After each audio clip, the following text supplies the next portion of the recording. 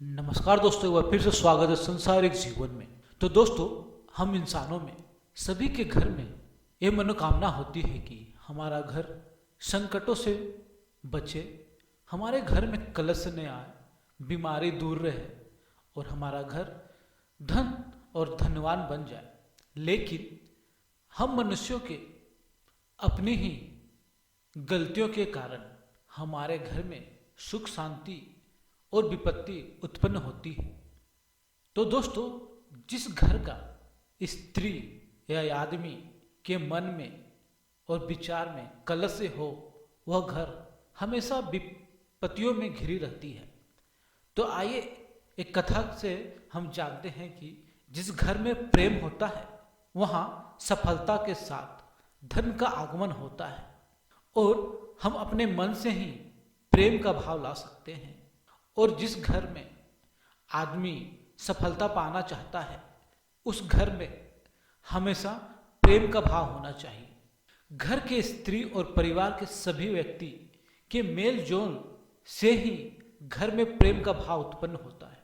लेकिन घर के स्त्री और परिवार के बीच भेदभाव उत्पन्न हो जाए, वहाँ प्रेम का कोई जगह नहीं होती। उस घर में हमेशा संकट, दुराचार का समस्या उत्पन्न होती रहती है।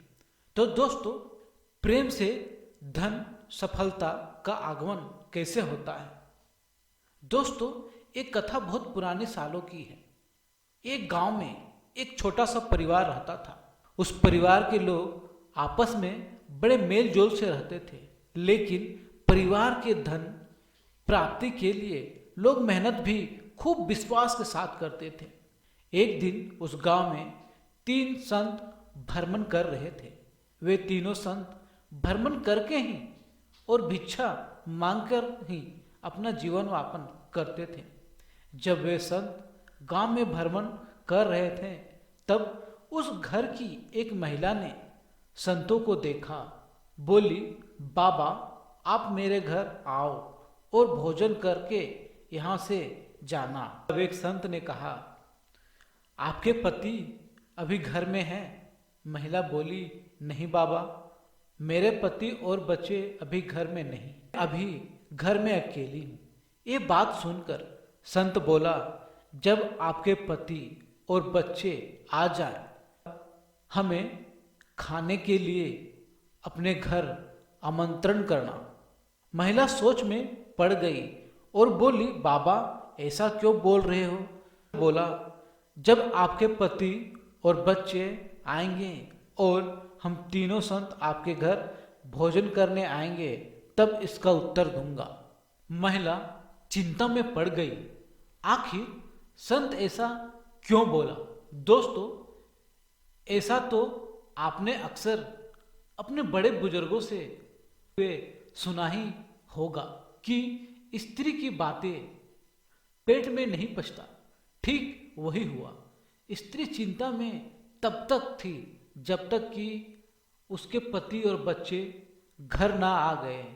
जैसे ही महिला की पति और बच्चे घर आए, महिला ने तुरंत सारी बातें अपने पति और बच्चों को बताई। ये बात सुनकर पति ने संतों को खाना खिलाने के लिए हाँ कर दी।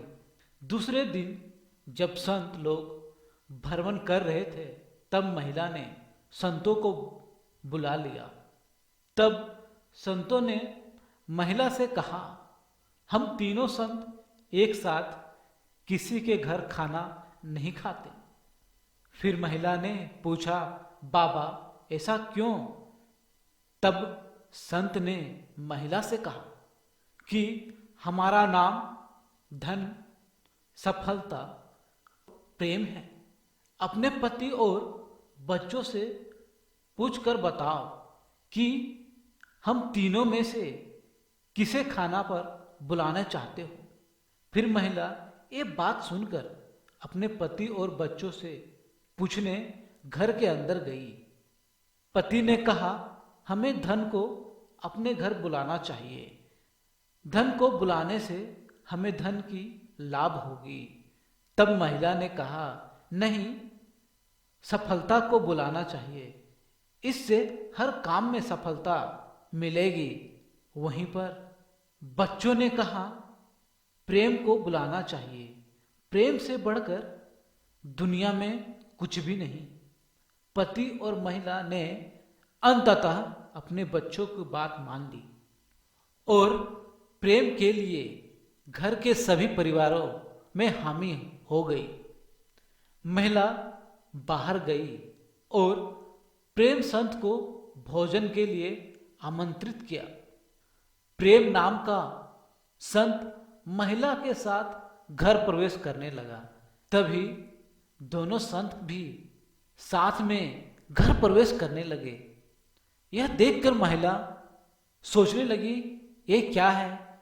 तो महिला बोली कि आपने तो कहा था कि तीनों संत में एक ही हमारे घर पर भोजन करोगे, अब आप तीनों क्यों आ रहे हो? संत ने जवाब दिया, अगर आप धन या सफलता को बुलाते तो केवल एक ही संत आपके घर भोजन करने आता, लेकिन आपने प्रेम को बुलाया है और जहाँ प्रेम रहता है वहाँ धन और सफलता अपने आप आ जाते हैं। तो दोस्तों, इस कथा की सीख यह है कि हमें जीवन में सबसे अधिक प्रेम को महत्व देना चाहिए।